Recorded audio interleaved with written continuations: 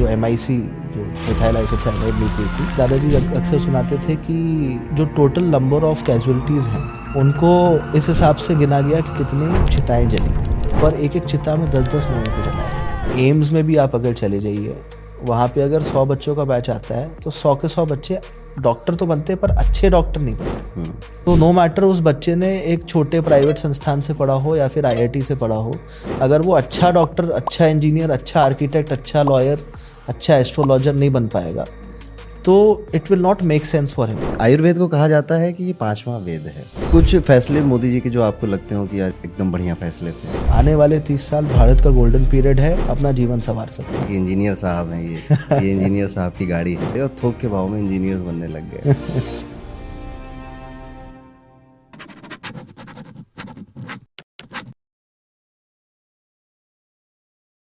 गौरव जी, आप जैसे education system से इंडिया के जुड़े हुए हैं और भोपाल में आपके कॉलेजेस भी चढ़ते हैं, तो ये प्राइवेट कॉलेज को चलाने में चैलेंजेस क्या आते हैं गवर्नमेंट की तरफ से और स्टूडेंट की तरफ से?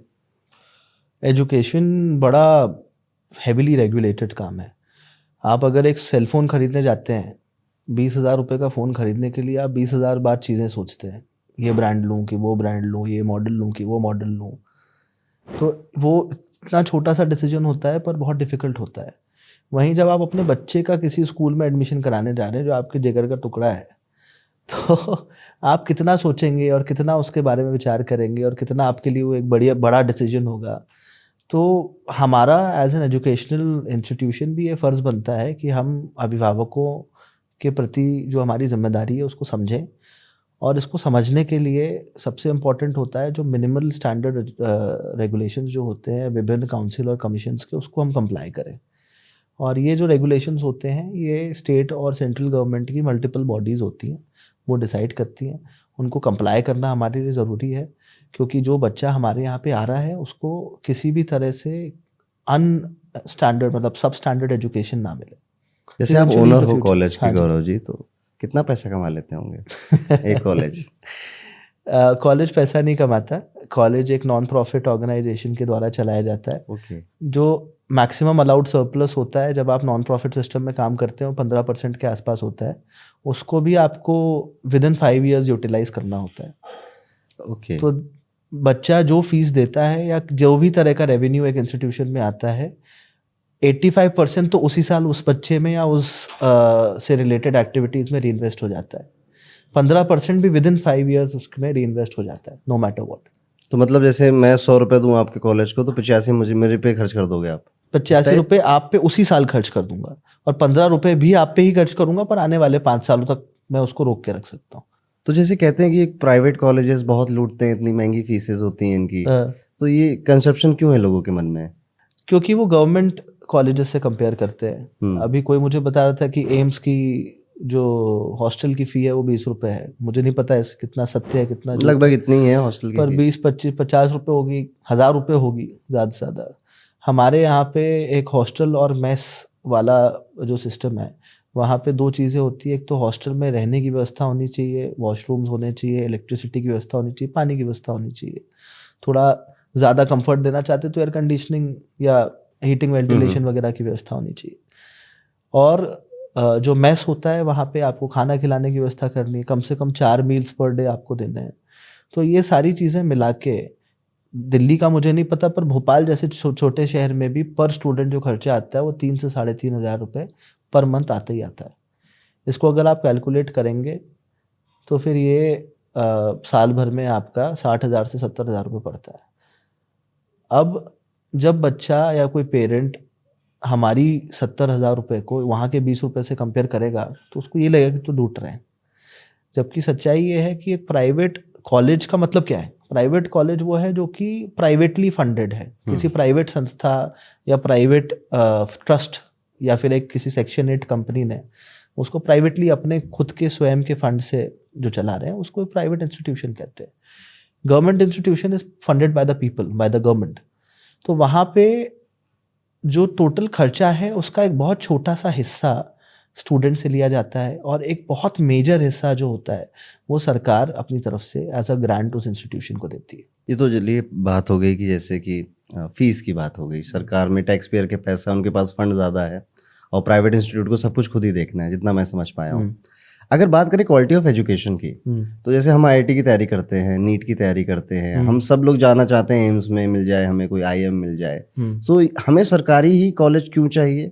फीस एक हो सकता है, लेकिन क्वालिटी ऑफ एजुकेशन, जैसे हायरिंग होती है या कोर्स कंप्लीट करने के बाद प्लेसमेंट होती है बच्चों की, इनमें ज़्यादा होती है, प्राइवेट में कम होती है। ये इसका मिथ क्या है?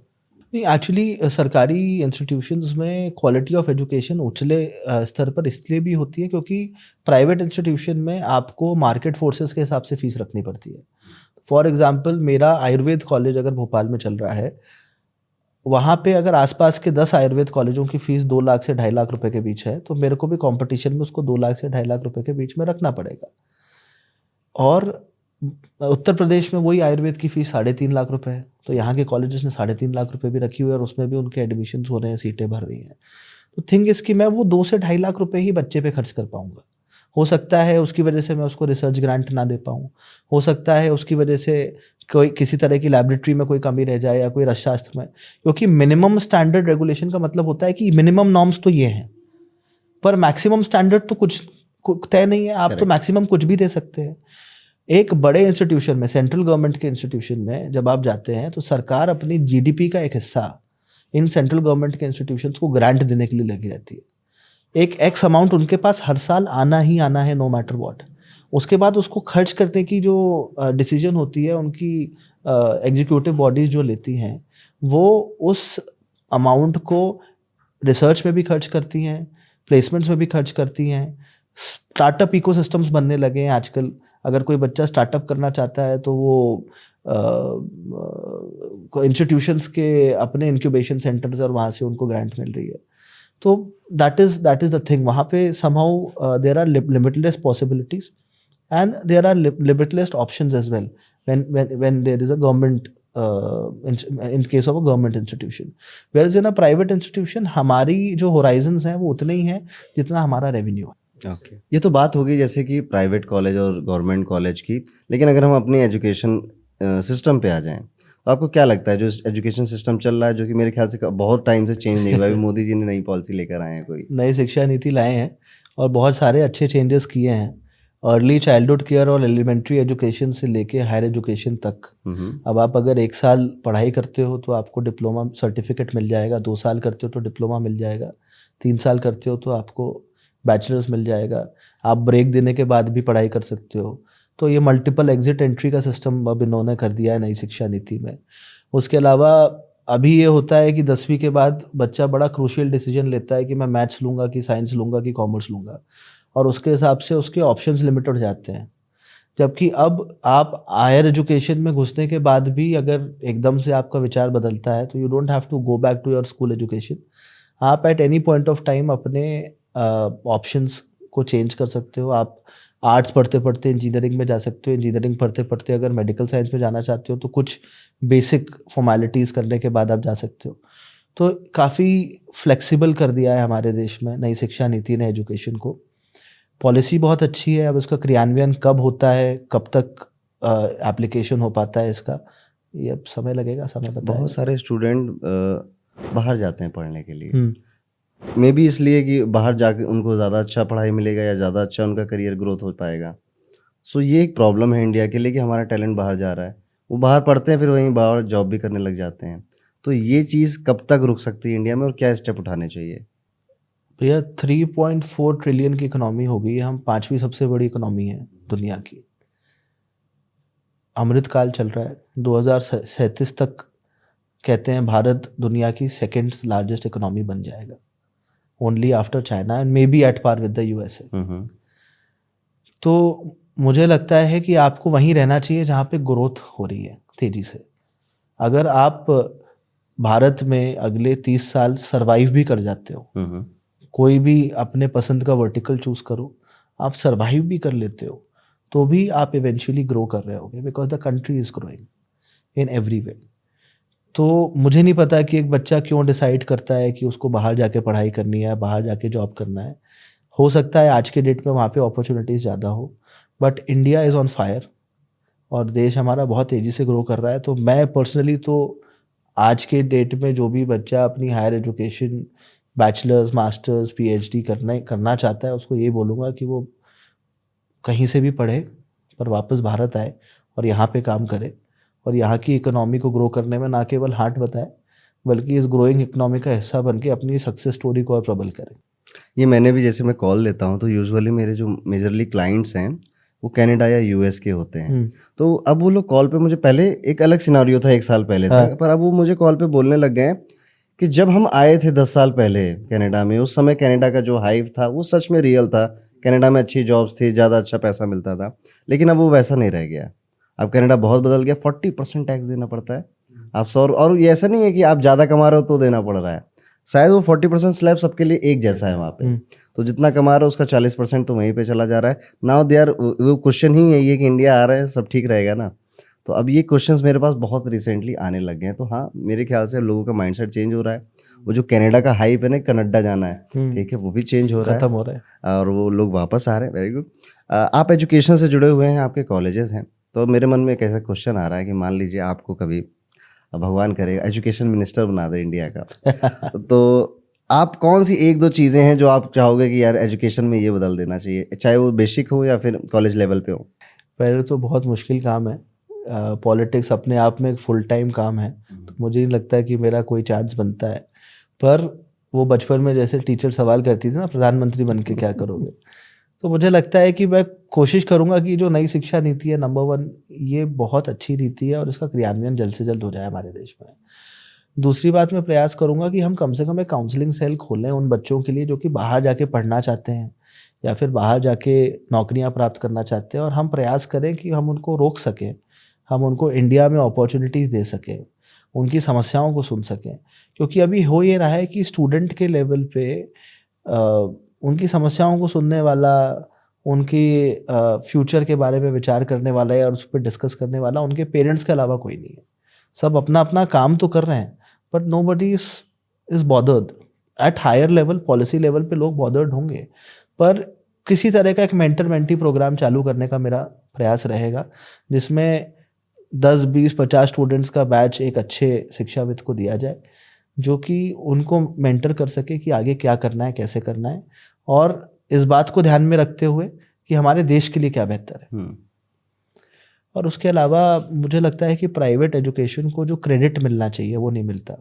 भारत का GER, ग्रॉस एनरोलमेंट रेट, अब 26 पे पहुंच गया है। मतलब हर 100 बच्चों में जो कि 12वीं पास करते हैं, 26 बच्चे हायर एजुकेशन में जा रहे हैं, which is a very good GER as compare to 5-10 years back.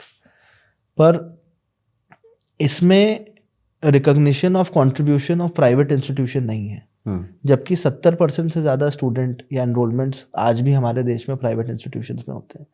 मैं कुछ ऐसी पॉलिसीज़ लाने का प्रयास करूंगा जिनके माध्यम से हम ना केवल नए सरकारी संस्थान या एग्जिस्टिंग सरकारी संस्थानों के साथ काम कर रहे हैं, बल्कि हम प्राइवेट इंस्टीट्यूशंस को और ज़्यादा एम्पावर कर पा रहे हैं।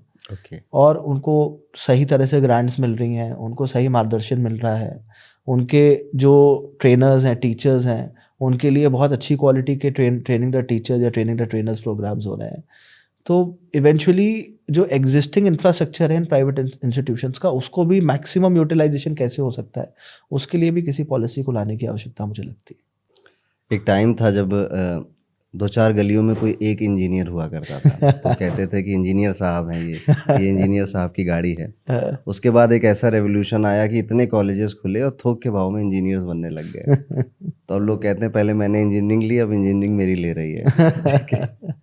सो कहीं ना कहीं देयर इज़ अ गैप कि वो जो थ्योरेटिकल चीज़ें हैं, ख़ासतौर पे इंजीनियरिंग में मैंने बहुत सुना है ये, और जो स्किल चाहिए इंडस्ट्रीज़ को, उसमें कहीं ना कहीं गैप है, जिसको भरने की शायद गवर्नमेंट को कोशिश करनी चाहिए या फिर प्राइवेट इंस्टीट्यूशन को कोशिश करनी चाहिए। जब क्वांटिटी बढ़ती है तो कंसिस्टेंसी कम होती है, क्वालिटी कम होती है, ये तो डेफिनेटली है। पर आज भी एम्स में भी आप अगर चले जाइए, वहाँ पे अगर 100 बच्चों का बैच आता है तो 100 के 100 बच्चे डॉक्टर तो बनते हैं, पर अच्छे डॉक्टर नहीं बनते। और आप और मैं जैसे पेशेंट अच्छे डॉक्टर के पास जाना चाहते हैं। तो नो मैटर उस बच्चे ने एक छोटे प्राइवेट संस्थान से पढ़ा हो या फिर IIT से पढ़ा हो, अगर वो अच्छा डॉक्टर, अच्छा इंजीनियर, अच्छा आर्किटेक्ट, अच्छा लॉयर, अच्छा एस्ट्रोलॉजर नहीं बन पाएगा, तो it will not make sense for him. मैं आपसे या मेरे से कोई आके नहीं पूछ रहा कि हमारा आल्मा मैटर क्या है। उसने वर्ड ऑफ माउथ से हमारा नाम सुना होगा, हमारे काम के बारे में सुना होगा और वो हमारे पास आएगा। तो एक एजुकेशनल संस्थान बहुत ही टेक्स्ट बुक लेवल पे जाके बच्चे को शिक्षा दे सकता है, जो मिनिमम रिक्वायरमेंट्स हैं उस फॉर्मल एजुकेशन की, उसकी पूर्ति कर सकता है, लैब्स दे सकता है, हर्बल गार्डन्स बना सकते हैं, लाइब्रेरीज बड़ी बड़ी बनती हैं। पर उस शिक्षा को प्राप्त करने की जिम्मेदारी तो बच्चों की है। तो ये रियलाइजेशन बहुत ज़रूरी है बच्चे के अंदर कि मैं इंजीनियर या डॉक्टर बनने नहीं आया हूँ, मैं अच्छा इंजीनियर या अच्छा डॉक्टर बनने के लिए आया। Very good. आप आयुर्वेद का संस्थान चलाते हैं, जी। ठीक है, भोपाल के अंदर। तो अब मेरे भोपाल से कुछ क्वेश्चन है और आयुर्वेद से कुछ क्वेश्चन है। मैं आयुर्वेद से शुरू करता हूँ।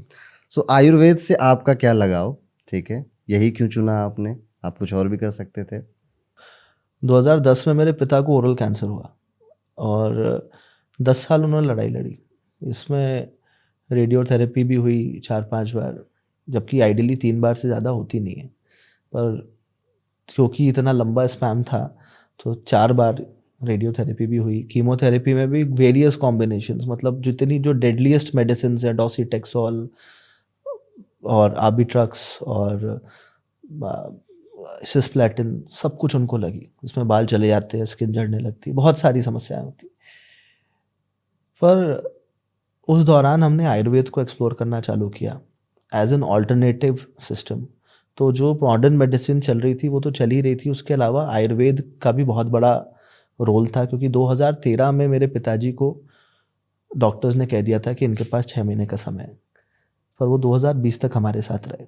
तो उन 7 सालों का जो क्रेडिट है वो 100% आयुर्वेद को जाता है।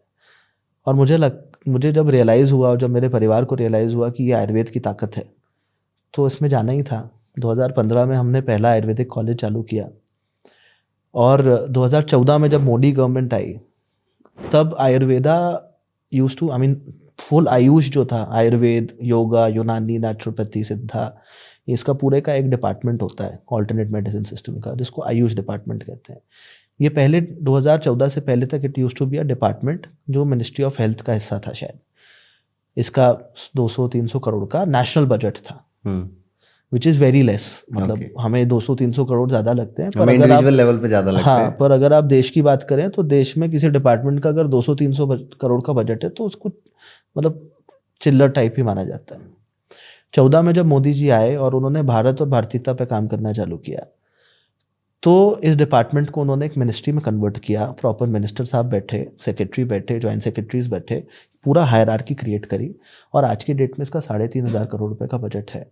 वर्ल्ड हेल्थ ऑर्गेनाइजेशन ने ऑल्टरनेट मेडिसिन सिस्टम का अपना जो सबसे बड़ा सेंटर है वो भारत में चालू किया है, गुजरात में, जिसका इनॉग्रेशन 3 साल पहले मोदी जी ने किया था। और ना केवल इंडियन मेडिसिन बल्कि चाइनीज़ मेडिसिन और सब जगह की, देश दुनिया भर में जितने भी ऑल्टरनेट मेडिसिन सिस्टम्स हैं उन सब की रिसर्च की उत्तम व्यवस्था करी है जामनगर में, गुजरात में। तो व्हाट आई मीन टू से इस कि 2015 में जब हमने कॉलेज चालू किया तब आयुर्वेद की जो स्थिति थी, और उसके बाद ये मिनिस्ट्री बनने के बाद, वर्ल्ड हेल्थ ऑर्गेनाइजेशन के इस सेंटर के चालू होने के बाद, कोविड के आने की वजह से जो आयुर्वेद को इतना मान सम्मान प्राप्त हुआ, उसके बाद Ayurveda become a big thing.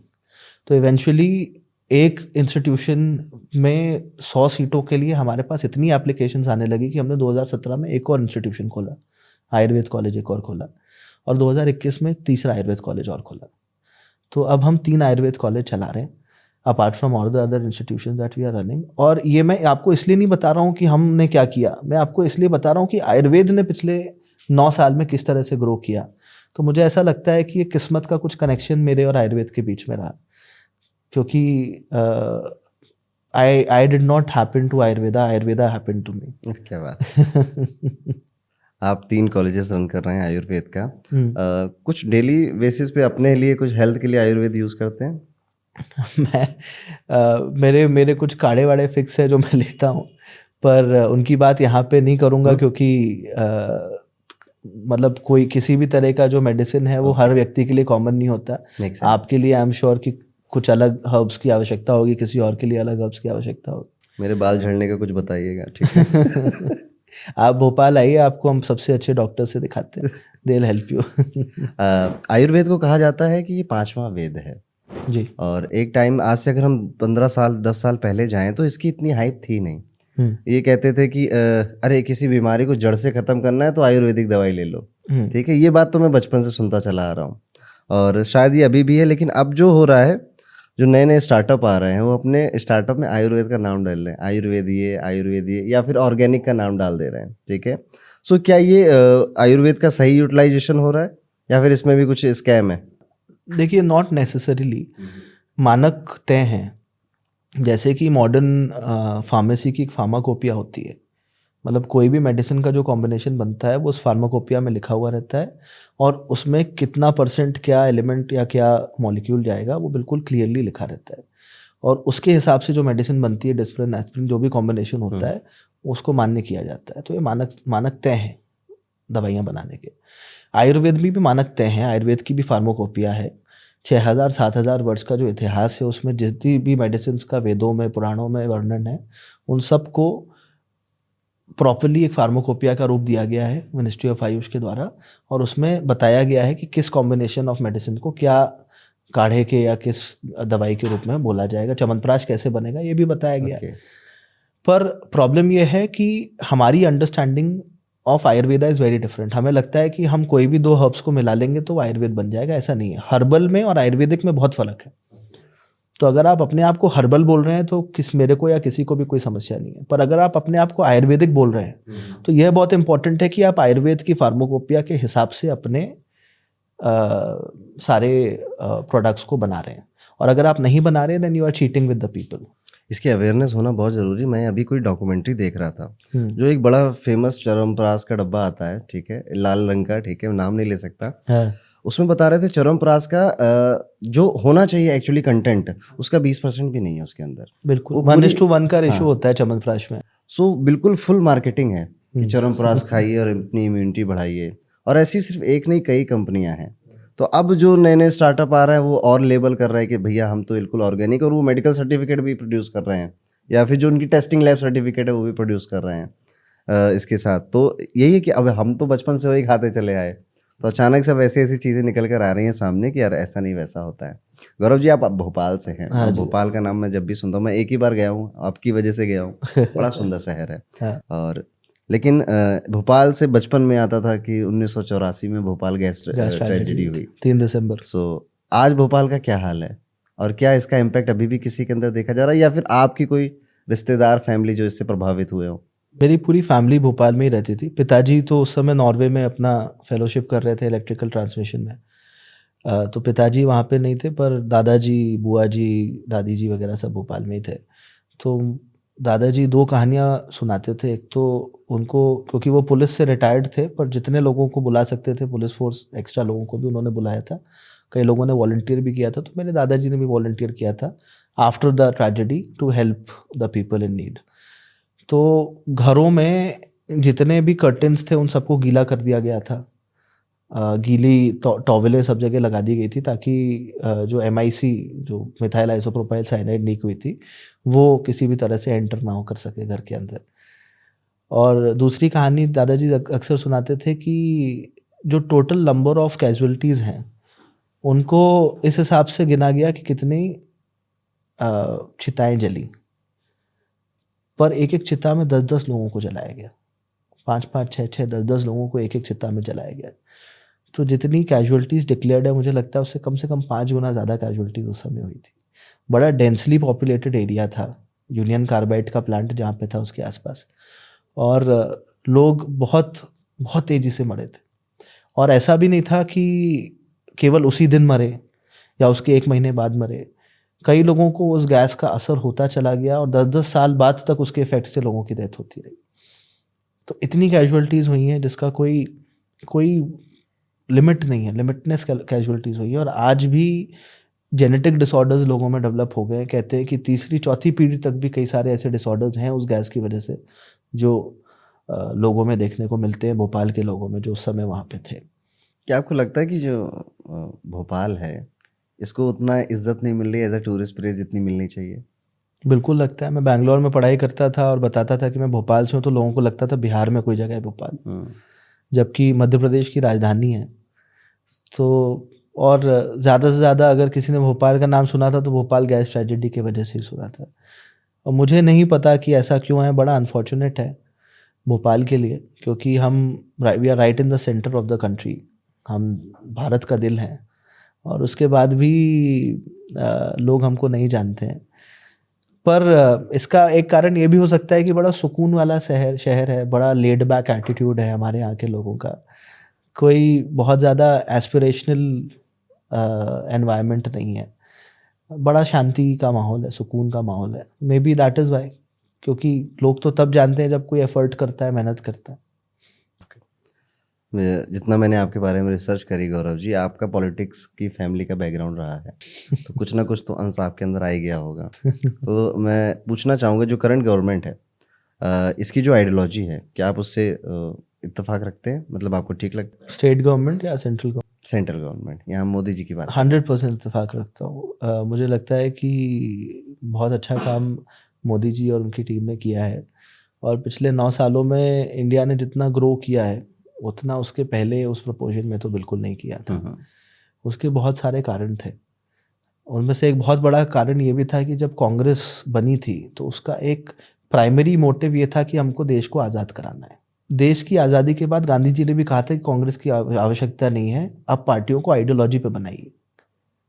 BJP जो है वो एक पार्टी है जो एक आइडियोलॉजी पे बेस्ड है। कांग्रेस पार्टी में आपको लेफ्टिस्ट भी मिल जाएगा, कम्युनिस्ट भी मिल जाएगा, मार्क्सिस्ट भी मिल जाएगा, लिबरल भी मिल जाएगा, राइट विंग वाले लोग भी शायद मिल जाएंगे।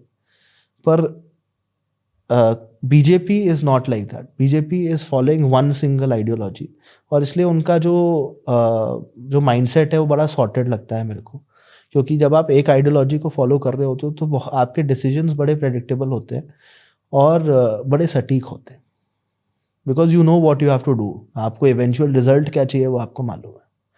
यहाँ पे क्या होता है, जब आप मल्टीपल आइडियोलॉजीज वाले लोग मल्टीपल पदों पे बैठे रहते हैं तो उन लोगों के खुद के बीच में इतना विरोधाभास हो जाता है कि इम्प्लीमेंटेशन लेवल तक चीज़ें कई सारी आ ही नहीं पाती। कुछ फैसले मोदी जी के जो आपको लगते हो कि यार ये तो बड़े एकदम बढ़िया फैसले थे? मुझे लगता है सर्जिकल स्ट्राइक बड़ा अच्छा फैसला था क्योंकि हम सब चाहते थे कि पाकिस्तान से तो आए दिन घुसपैठिए घुसते रहते हैं, अभी भी पढ़ रहे थे कि किस तरह से हमारे देश के कुछ जवान 3-4 दिन पहले शहीद हो गए।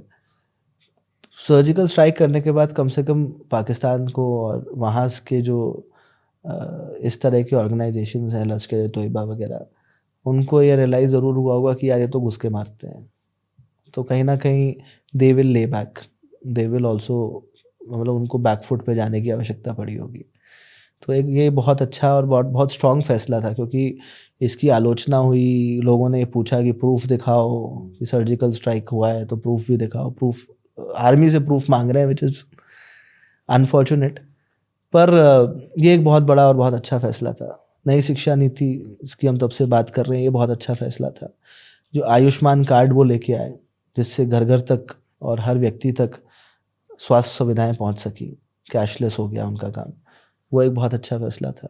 नितिन गडकरी जी के माध्यम से जो हमारे देश में इंफ्रास्ट्रक्चरल डेवलपमेंट हो रहा है, रोड और हाईवे का इंफ्रा डेवलप हो रहा है, ये बहुत अच्छा एक बहुत अच्छा काम बीजेपी सरकार के द्वारा किया जा रहा है। तो काफ़ी सारे अच्छे फैसले और काफ़ी सारा अच्छा काम हो रहा है, और मुझे लगता है कि as a party and as an individual उनका जो कंट्रीब्यूशन है वो अद्वितीय है। मुझे लगता है ना, मोदी जी की फैमिली तो है नहीं, परिवार तो है नहीं, मतलब है पर उनसे ज़्यादा कनेक्टेड नहीं है। मोदी जी को अब ये हो गया कि मुझे अमर होना है। हो चुके हैं अमर। सो वो ऐसी ऐसी चीज़ें करते चले जा रहे हैं जिसमें मतलब उनको याद किया जाए कि पहली बार ये हुआ था तो कौन था, पहली बार 317 किसने हटाया, राम मंदिर किसने बनाया। हमें ये eventually we had to evolve to this, क्योंकि ये ऐसी चीज़ें हैं जो पहले ही हो जानी चाहिए थी।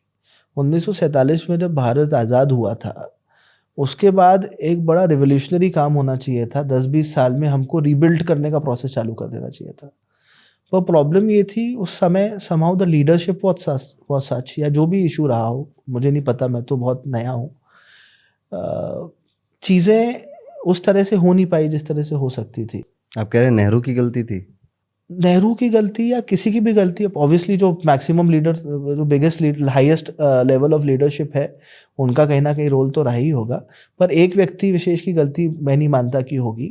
इन generally it was a decision of multiple people. I am sure कोई भी डिसीजन होता होगा तो 10 12 20 जिम्मेदार लोग बैठते होंगे और डिसाइड करते होंगे। हम रीबिल्ड करने की कोशिश कर रहे थे, हम एक नया भारत बनाने की कोशिश कर रहे थे, हम रिवाइव करने की कोशिश नहीं कर रहे थे। ये बहुत बड़ी एक गलती है। अगर आप रिवाइव करने की कोशिश करते, एग्जिस्टिंगली हमारा जो भारत का कल्चर था, जो हमारी प्रथाएं थी, जो हमारे यहाँ के बड़े बुजुर्ग जो कहानियाँ सुनाते थे, उसमें जो भारत हमको देखने को मिलता था, वो भारत ऑलरेडी था। ऐसा नहीं था कि भारत ब्रिटिशर्स के आने के पहले या दूसरे विदेशी आक्रांताओं के आने के पहले कोई गरीब देश था या जिसके पास कुछ नहीं था। हमारा देश सोने की चिड़िया था, हमारा देश दुनिया का सबसे बड़ा देश था। पूरे दुनिया के लोग जो हैं वो निकल निकल के अपना जीवन लगा देते थे भारत का रास्ता ढूंढने के लिए। ऐसा देश था भारत। तो हमको रिवाइव करना चाहिए था, to go back to our best time instead of trying to rebuild things with a new ideology. तो वो एक मेरे को लगता है बहुत मेजर गलती हुई। अभी हम 9 साल में इतनी जल्दी चीज़ों को इसलिए कर पाए क्योंकि हमने अब रिवाइवल चालू कर दिया है। बहुत बहुत सीधी सी बात है कि 20-30 साल यूरोप को मिल गए, 10-20 साल यूएसए को मिल गए, पिछले 20 साल इमीडिएटली पिछले 20 साल चाइना को मिल गए। अब भारत का टाइम है। आने वाले 30 साल भारत का गोल्डन पीरियड है। आप केवल भारत में रह के अपना जीवन संवार सकते हैं, आपको कुछ नहीं करना। आप केवल अगर टिके हुए हैं इस देश में और सुबह 9 बजे से लेकर शाम को 5 बजे तक कुछ कंस्ट्रक्टिव कर रहे हैं, तो 30 साल के बाद आपको कोई चिंता करने की आवश्यकता नहीं। मोदी जी चलिए एक बार और बढ़ जाएंगे, फिर उनकी भी एज हो रही है, ठीक है, तो there will be a time come जिसमें हमें कोई नया फेस या नया चेहरा चाहिए होगा as a prime minister. So according to you कौन है कैंडिडेट? मेरे को तो 2-3 लोगों के नाम ध्यान में आते हैं। एक तो जिस तरह से योगी आदित्यनाथ जी काम कर रहे हैं यूपी में, माइंड ब्लोइंग। आई थिंक ये मतलब मुझे 5 ऑप्शन अगर आप दें तो number 1 priority Yogi Adityanath ji, number 2 पे हेमंत बिस्वा शर्मा जी, आसाम के जो प्राइम मिनिस्टर हैं। He is doing a credible job, बहुत बहुत बढ़िया काम कर रहे हैं। और जिस तरह से अच्छे में भी वो खड़े रहते हैं और बुरे में भी उन्होंने दिखा दिया कि किस तरह से गले गले तक जहाँ पानी भरा था वहाँ पे नीचे पैदल चल चल के उन्होंने दौरे किए और लोगों से संपर्क किया और लोगों को बचाया। माइंड ब्लोइंग, बहुत अच्छा काम। ये जज्बा ये मैंने इंडियन लीडर्स में तो इससे पहले कभी नहीं देखा था। तीसरा नाम मुझे लगता है गडकरी जी का है। गडकरी जी की बड़ी एक कंस्ट्रक्टिव अप्रोच है, बड़े प्रोग्रेसिव हैं वो और वो भी जिस तरह से मोदी जी बिल्कुल सेल्फलेस है, आपने भी अभी बताया, वो भी बड़े सेल्फलेस से लगते हैं, केवल काम के बारे में सोचते हैं। काम बहुत बढ़िया अच्छे तरीके से वो कर रहे हैं। कुछ दिन पहले मुझे अश्विनी वैष्णव जी से मिलने का सौभाग्य प्राप्त हुआ, जो हमारे रेल मंत्री हैं, एक्स ब्यूरोक्रेट हैं। He is a great and a very ideal option as well. और 5वें मेरे अपने फेवरेट है, मुझे नहीं पता कि व्यूअर्स आपके क्या सोचते होंगे, पर सुधांशु त्रिवेदी जी मुझे बहुत अच्छे लगते हैं। उनके व्यूज़, उनका एटीट्यूड बहुत अच्छा है, उनकी नॉलेज मुझे बड़ी अच्छी लगती है, बहुत अच्छी। और सनातन की जो वो बात करते हैं, हम देखते हैं कि मुस्लिम देश जो है, जो सऊदी है या बहुत सारे दूसरे कट्टर मुस्लिम देश जो हैं, वहाँ पे कुरान इज़ देयर कॉन्स्टिट्यूशन। तो हमारा कॉन्स्टिट्यूशन गीता क्यों नहीं होना चाहिए? हमारा कॉन्स्टिट्यूशन हमारे ग्रंथों से क्यों नहीं बनना चाहिए? गौरव जी, हमने काफ़ी बातें करी, एजुकेशन की बात करी, आयुर्वेद की बातें करी, थोड़ी सी भोपाल की, और हम थोड़ी सी अब पॉलिटिक्स पे आ रहे हैं। आपका मन नहीं करता कभी ऐसे चुनाव लड़ना या पॉलिटिक्स में जाने का? मन चुनाव लड़ने का तो कभी नहीं हुआ, पर पॉलिटिक्स को ऑब्जर्व बड़े क्लोजली करता हूँ और बड़ा मज़ा आता है देखने में। किसको नहीं आता? हमारे देश का सबसे बड़ा एंटरटेनमेंट का माध्यम भी है पॉलिटिक्स। मध्य प्रदेश में अभी चुनाव थे, बड़ी भयंकर टकरार थी कांग्रेस और बीजेपी के बीच में। फिर कांग्रेस के अंदर टकरार होगी और तो इवेंचुअली वही हुआ जो होता है, पर मज़ा बहुत आता है ऑब्जर्व करने में। पर समहाउ कभी मन नहीं हुआ कि नहीं पॉलिटिक्स ज्वाइन करनी है, ऐसा अभी तक तो नहीं हुआ। आशा करता हूँ आगे भी भगवान बुद्धि ठीक रखे। आपने कांग्रेस का नाम लिया, ये एक टाइम था कि कांग्रेस ही कांग्रेस थी हर जगह। हाँ। ऐसा डाउनफॉल हुआ कि दोबारा उठ नहीं पा रहे हैं, क्या रीजन थे और क्या कमियां हैं जो सुधारनी चाहिए? I think with time leadership जो है वो उतनी, क्या होता है ना, सर्वाइवल ऑफ द फिटेस्ट जो डार्विन की थ्योरी है ना, वो केवल इंसानों के जीवन के लिए नहीं, वो आपके प्रोफेशनल लाइफ में भी वो होती है। अभी कहते हैं कि थर्ड जनरेशन हमेशा चीज़ों को ख़राब कर देती है, क्योंकि फर्स्ट जनरेशन को स्ट्रगल करना आता है, उसने स्ट्रगल देखा हुआ होता है, किया हुआ होता है। उसके बाद जो सेकेंड जनरेशन आती है, उसने स्ट्रगल किया हो या नहीं किया हो, they are also born with a silver spoon, पर अपने माता पिता का स्ट्रगल देखा हुआ रहता है, तो उनको वो अप्रिशिएट कर पाते हैं कि नहीं, बहुत मेहनत से ये हमें मिला है, उनको वैल्यू रहती है। थर्ड जनरेशन ने ना स्ट्रगल किया है ना देखा है, तो वो ना अप्रिशिएट कर पाते हैं ना उनको वैल्यू रहती है। अब राहुल गांधी कह रहे हैं।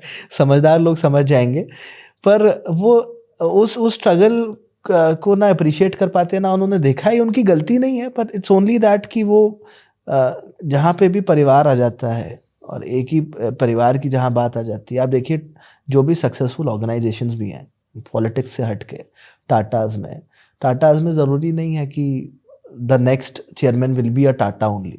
ओके। वहाँ पे they have a board, they do proper selection, और वहाँ पे वोटिंग होती है, and it's a democratic decision, और ऐसा ही होना चाहिए। सो सबसे फिट व्यक्ति है, उसको मौका देना चाहिए किसी भी ऑर्गेनाइजेशन को हेड करने का। फैमिली रन ऑर्गेनाइजेशन नहीं है। एक पार्टी, एक देश का चुनाव लड़ने वाली पार्टी, देश के भविष्य को तय करने वाली पार्टी में अगर कोई लीडर है, तो वो लीडर ऐसा व्यक्ति होना चाहिए जो उस पार्टी को, उसकी आइडियोलॉजी को अच्छे से प्रेजेंट कर सके, जिसको स्ट्रगल करना आता हो, जिसने ग्रास रूट लेवल तक लोगों को देखा हो, गरीबी देखी हो, मेहनत देखी हो, स्ट्रगल देखा हो। Unfortunately if somebody is born with a silver spoon और उन्होंने ज़मीनी रियलिटी के बारे में, ज़मीनी सच्चाई के बारे में अगर उनको नहीं मालूम है, तो वो ना खुद का भला कर सकते हैं ना देश का। भारत जोड़ो यात्रा, दाढ़ी बढ़ाना, अच्छा दाढ़ी बढ़ाने का भी नए मोदी जी ने बढ़ाई थी एक बार, ठीक है, और लोग पूछ रहे थे इस उम्र में मोदी जी कैसे बढ़ा पा रहे हैं, ठीक है। सो ये जो भारत जोड़ो यात्रा थी, जो कि पूरा कन्याकुमारी से कश्मीर तक चली, उन्होंने मतलब मेरे ख्याल से उसमें काफ़ी ज़्यादा उनको दिया है गांधी जी को कि उनकी इमेज चेंज करने में। लेकिन मुझे जो पर्सनल उनमें कमी लगती है वो बोलने की स्टाइल में लगती है, जो वक्ता नहीं है। जैसे अटल बिहारी वाजपेयी हुआ करते थे और मोदी जी हैं, अच्छे वक्ता हैं। राहुल गांधी जी के अंदर वो स्पार्क नहीं दिखाई देता, या वो भाषा शैली हिंदी को पकड़ने की वो चीज़ नहीं दिखाई देती। सो मेरे ख्याल से मेरा ओपिनियन है, मैं मुझे ज़्यादा पता भी नहीं है, मैं गलत भी हो सकता हूँ, कि उनको एक ऐसे एक लीडर को सामने रखना चाहिए जो अच्छा बोले हिंदी बेल्ट में एटलीस्ट, जो विजनरी हो। अगर आप विजनरी हैं और आप अपना विजन किसी को बताते हैं, तो आप इस बात पे ध्यान नहीं दे रहे होते कि मेरी भाषा कैसी है, मेरे शब्द कैसे हैं। सामने वाला आपके विजन को अप्रिशिएट कर रहा होता है, सुनने वाला आपके विजन को अप्रिशिएट कर रहा होता है। वेयर एज कम्युनिकेशन स्किल्स वो बहुत अच्छा रोल प्ले करती हैं, पर विजन होना बहुत ज़रूरी है, मुझे ऐसा लगता है। और अनफॉर्चुनेटली हमारे जो करंट लीडर हैं, शायद उनमें विजन की कमी है, क्योंकि पीआर स्टंट करने के लिए बहुत सारे कॉस्मेटिक चेंजेस किए जा सकते हैं, पर असली व्यक्ति, अंदर का व्यक्ति तो बदल नहीं सकते ना आप। चलिए इसमें बहुत गालियाँ पड़ेंगी हम दोनों को, ठीक है। कांग्रेस वाले भी देंगे, बीजेपी वाले भी देंगे, हमने एक साथ काफ़ी लोगों के दिल तोड़ा होगा, ठीक है। खैर एनीवेज आगे बढ़ते हैं गौरव जी। मैं वापस से एजुकेशन पे आऊँगा, ठीक है, जो आपका कोर टॉपिक है जिसमें आप काम करते हैं। और उसमें मैं ये पूछना चाहूँगा कि ये आयुर्वेद जो है, ये भारत में ही प्रचलित है या फिर बाकी की यूनिवर्सिटीज़ जो फॉरेन कंट्रीज़ में हैं वहाँ पे भी ऐसे कोई कोर्स वगैरह होते हैं?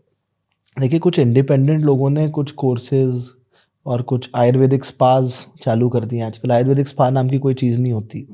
जो पंचकर्म होता है आयुर्वेद में, जिसको तेल मालिश कहते हैं हमारे देश में, उसमें जो इफ़ेक्ट होता है वो जो मालिश कर रहा है या जो थेरेपी कर रहा है उसके हाथों से जोर से दबाने का या किसी चीज़ का नहीं होता है। वो उन मेडिसिनल ऑयल्स का होता है और उन ऑयल्स की मेडिसिनल वैल्यू का ही होता है जो उसमें इस्तेमाल किए जाते हैं। तो वो जब एब्जॉर्ब होते हैं तो वो एक हीलिंग इफेक्ट क्रिएट करते हैं। अब ये सारी चीज़ें और ये सारी डिटेल्स किसी नॉन सब्जेक्ट वाले व्यक्ति को नहीं पता होंगी। मुझे भी नहीं पता थी, मेरे को भी धीरे धीरे एक्सपोजर हुआ। अभी इंस्टीट्यूशंस में प्रोफेसर टीचर रखे तो उनके माध्यम से पता चला। पर तो मतलब भारत के बाहर भी there are people who are doing Ayurveda, पर वहाँ पे कोई मानक तय नहीं है। जैसे आप एस्ट्रोलॉजी कर रहे हैं, न्यूमरोलॉजी कर रहे हैं, तो एक भारतीय पद्धतियाँ हैं, भारतीय साइंस है, सालों का रिसर्च है, ग्रंथों में, हमारे पुराणों में इनकी बातें हम पढ़ते हैं, वहीं से आप लोग सीखते भी हैं। तो पर किसी तरह का कोई एक मानक इसका तय नहीं है, कोई एक रेगुलेटरी बॉडी नहीं है जो रेगुलेट कर सके, जो पॉइंट आउट कर सके कि नहीं अरुण जी जो हैं वो एस्ट्रोलॉजी कर रहे हैं, इनकी कैलकुलेशन सही है, एज पर द स्टैंडर्ड है, ये बताने वाला कोई नहीं है। तो बहुत इम्पोर्टेंट है कि एक सही मानक तय हो बाहर आयुर्वेद में भी, और बाकी जितने भी इंडिया की जितनी भी कल्चरल एक्टिविटीज़ है उन सब के इस तरह के मानक मेरा भी ये मानना है, जैसे ज्योतिष में ना कोई एक सर्टिफिकेट अथॉरिटी होनी चाहिए कि आप सर्टिफाइड ज्योतिष हैं, 100%, ठीक है, 100%। और आप कंसल्टेशन लेने लायक हैं, क्योंकि कहीं ना कहीं साइकोलॉजी बहुत मैटर करती है एस्ट्रोलॉजी में। बिल्कुल। और आप क्योंकि ये बता रहे हो किसी को, और आपको अब रूड हो गया, अरे हटो यार तुम्हारा तो सब कुछ बेकार है, ठीक है तुम जाओ यहाँ से, अगर आप ऐसे बता, भले आपको कितनी नॉलेज हो, उस नॉलेज का कोई फायदा नहीं है, आपको सामने वाले को समझना पड़ता है। आप विश्वास करते हैं एस्ट्रोलॉजी में? बहुत विश्वास करता हूँ एस्ट्रोलॉजी में, इसलिए विश्वास करता हूँ क्योंकि भाग्य में विश्वास करता हूँ, और भाग्य में इसलिए विश्वास करता हूँ क्योंकि मुझे मालूम है कि मेरे कर्म तो इतने अच्छे या इतने ज़्यादा नहीं हैं। जो भी मुझे प्राप्त है या तो प्रारब्ध है या मेरे माता पिता का जो संकल्प, उनकी मेहनत थी, मुझसे प्राप्त है। उनके उनके जो कर्म थे उनके माध्यम से ये सब मिला है।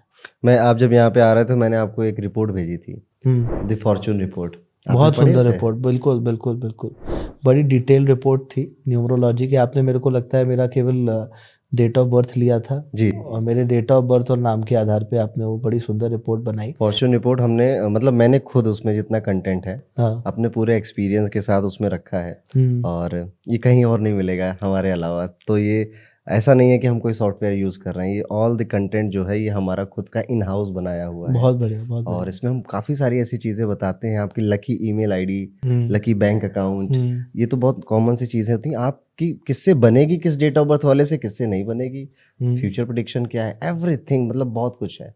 और साथ ही साथ क्योंकि मेरा जो मोटिव रहा है गौरव जी वो यही रहा है कि कई सारे लोग ना एस्ट्रोलॉजी न्यूमरोलॉजी को ऐसे भी मानते हैं, ये तो वहम है, ये काम नहीं करता, ये वही बोलता है जिसको आती नहीं है।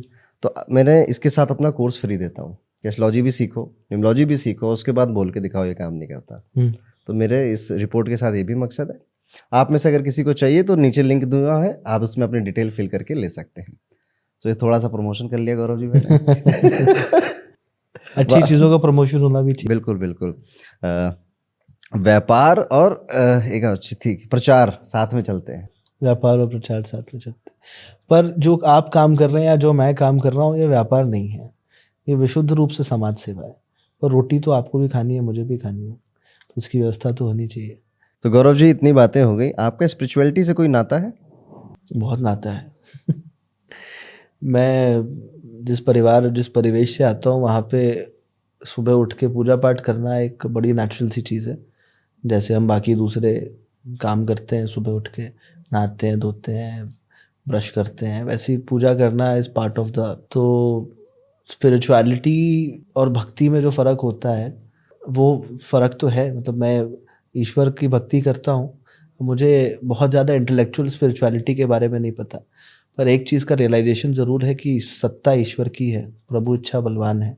ईश्वर चाहेंगे तो बना देंगे, और नहीं चाहेंगे तो आप कितना ही प्रयास कर लें, कुछ नहीं हो सकता। किनकी पूजा करते हैं आप?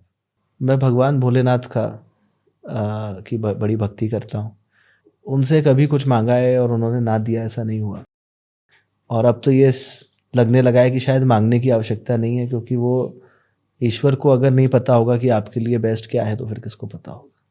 कभी कोई ऐसी अनुभूति हुई, कोई शिव जी को देखने जैसी?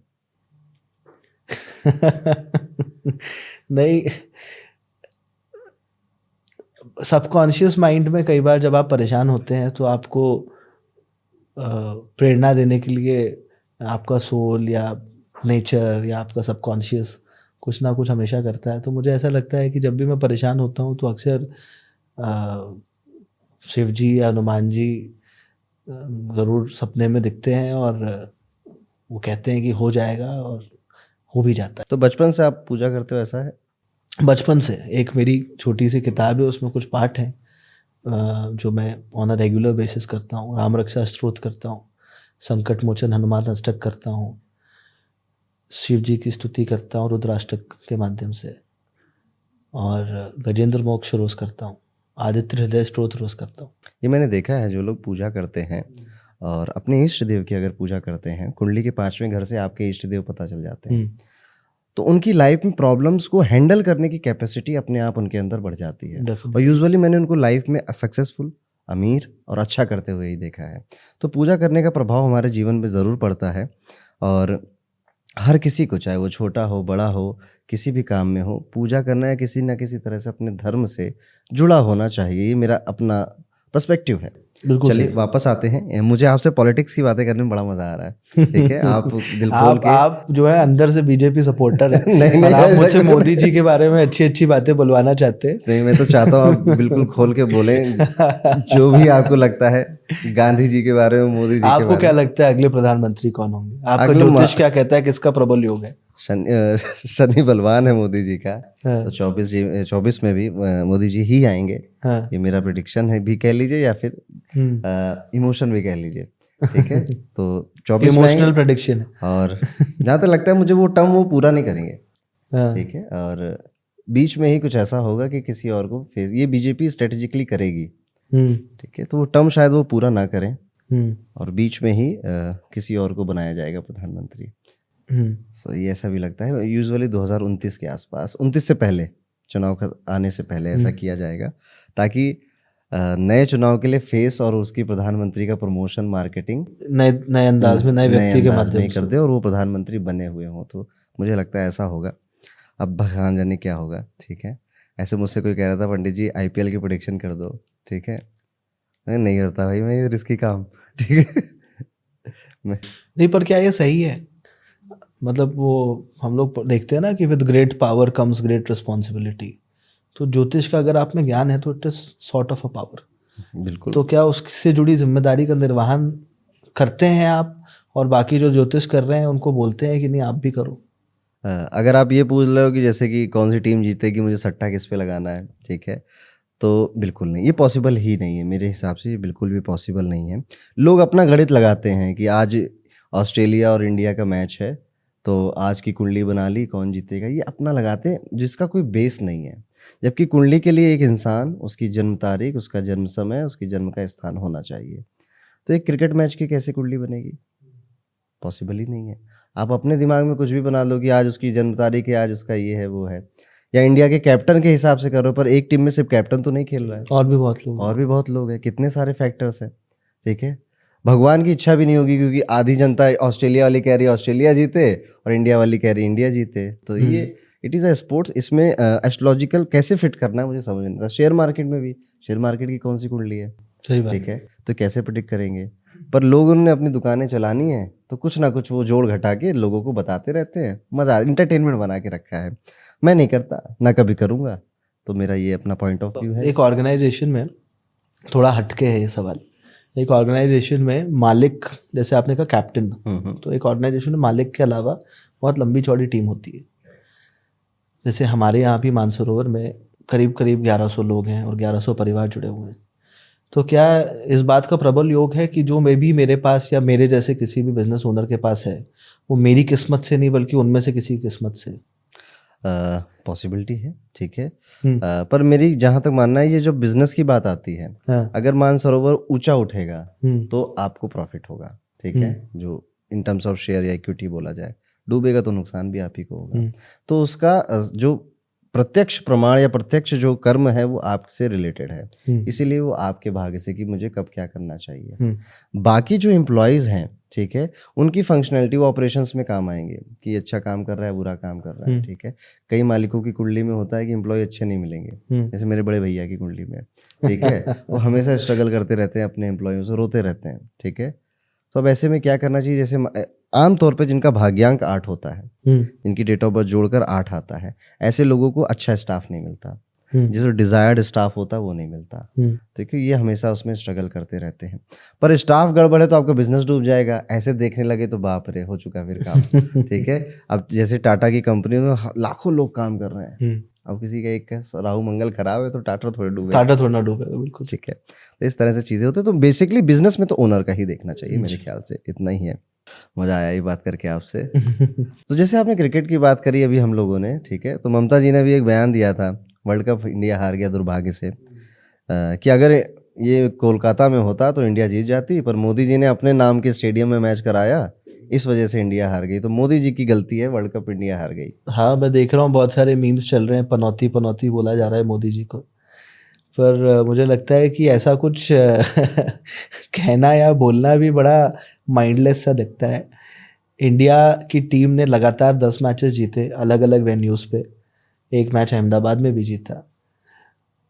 तो ये खेल जब होता है दो टीमों के बीच में, तो प्रोबेबिलिटी, मैथमेटिकल प्रोबेबिलिटी किसी भी टीम के जीतने की 50% होती है। तो पहली बॉल ना डली हो, मतलब पहली बॉल डलने से पहले भी 50% ऑस्ट्रेलिया जीता था, 50% इंडिया जीता था। उसके बाद उनके गेम पे, उनकी स्पिरिट पे डिपेंड करता है कि गेम किस तरफ जाएगा। इसका किसी स्टेडियम से, किसी पिच से, किसी चीज़ से कोई लेना देना नहीं। हमारे अपने कैप्टन रोहित शर्मा ने एक दिन पहले बोला था कि हम कहाँ खेल रहे हैं इससे कोई फ़र्क नहीं पड़ता, किस पिच पे खेल रहे हैं इससे कोई फ़र्क नहीं पड़ता, हम कैसा खेल रहे हैं इससे फ़र्क पड़ता है। चलिए, हम इस पॉडकास्ट के एंड में आ गए हैं गौरव जी। जी जाते जाते मैं आपसे कहूँगा कि आप हमारे स्टूडेंट्स को, जो एजुकेशन के सफ़र में हैं, आप तो जुड़े रहते हैं स्टूडेंट से, जी क्या कहना चाहेंगे, कुछ उनके लिए टिप्स? मुझे लगता है एक पैशन के साथ वो लगे रहें, और जैसा कि अभी हमने कुछ देर पहले डिस्कस किया था कि एस्ट्रोलॉजर नहीं बने, अच्छे एस्ट्रोलॉजर बने। और ये ज़रूर ध्यान रखें कि समाज ने आपको और जब ईश्वर ने आपको मौका दिया है कि आप एक इतने अच्छे गुरु के माध्यम से एस्ट्रोलॉजी, न्यूमरोलॉजी और बाकी चीज़ें सीख पा रहे हैं, तो आप उसका इस्तेमाल भी समाज के भले के लिए ज़रूर करें।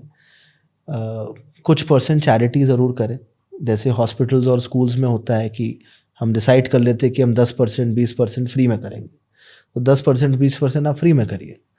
80% पैसे कमाइए, बढ़िया कमाइए, जित मैक्सिमम आप लीजिए, आप 50,000 रुपये लीजिए, पर 10% 20% फ्री में भी करिए। Thank you so much Gaurav ji, the Arun Pandit show में आने के लिए। Thank you Radhe so much Radhe. Arun ji, Radhe Radhe.